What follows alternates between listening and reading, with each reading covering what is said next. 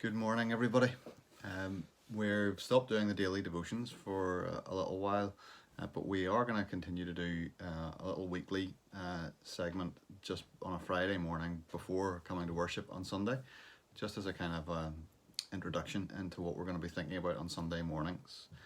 So this is the first of those for the next little while.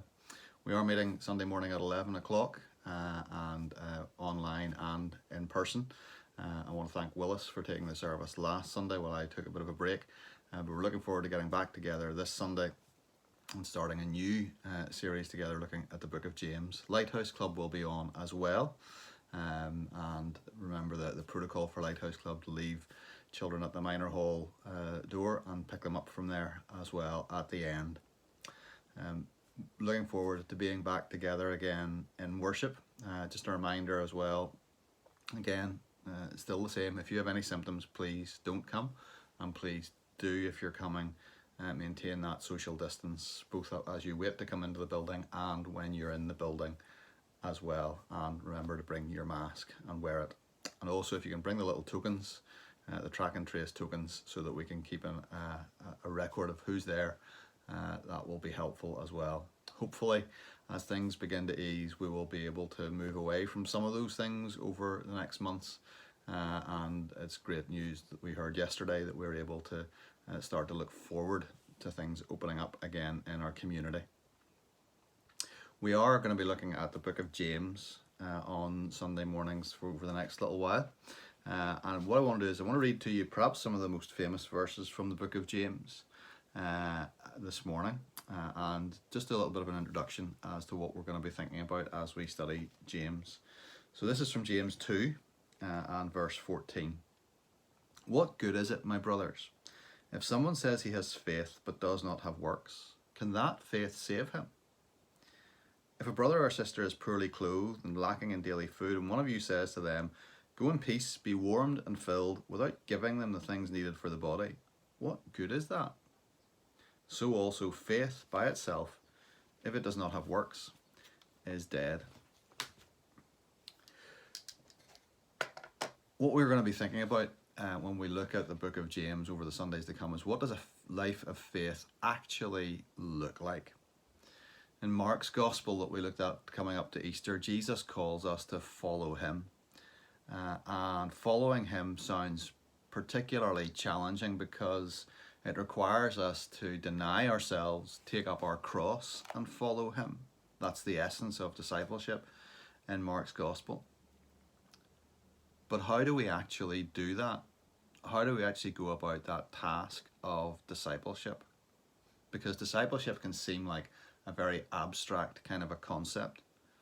We need a bit of flesh on the bones. We need to understand what it looks like in real, practical, down-to-earth terms. And that's what the book of James does for us. It puts flesh on those bones. It helps us to see what discipleship really might mean for us, for you, for me, in the everyday world. James, the writer of the letter, is the brother of Jesus and the leader of the Jerusalem church. He is writing this letter to Christians scattered as a result of persecution, Jewish Christians scattered as a result of persecution. And he's writing to encourage them, to challenge them, to equip them to live by faith in Jesus Christ. And two things that this letter will make very plain to us as we look at it. One is that the life of faith is about everyday life. It's not about the life of the person called to missionary service overseas. It's not about the life of the person called to minister in a pulpit even. The life of faith is everyday life. Our everyday lives are speaking to people, or communicating with people, and are listening to people. Our wealth or our poverty, our suffering and our serving others, our believing and our acting on that belief. These are the things that the book of James is going to focus our minds on. It's going to be practical. It's going to be down to earth. It's going to be challenging. But it is something that we can apply to everyday living. But the life of faith is also life together. It's not individualistic. It's about a community.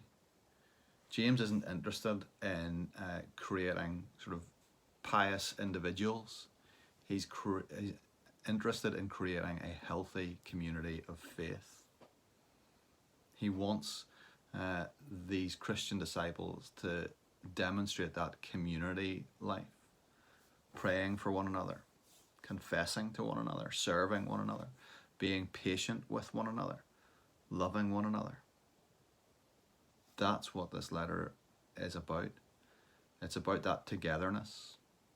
And if there's one thing that we've learned, or one thing that certainly I've learned over this time, is that Christianity is not and cannot be an individualistic religion of faith. It simply cannot be that. We can't practice discipleship on our own. We need community. We need fellowship. We need each other in the body of Christ. Church is so important, and we've missed it so much, being able to gather together on a Sunday and through the week. We've missed it so much because we know that somewhere at the essence of our Christian faith is for us to be together, speaking to one another, listening to one another, laughing with one another, sharing with one another, crying with one another.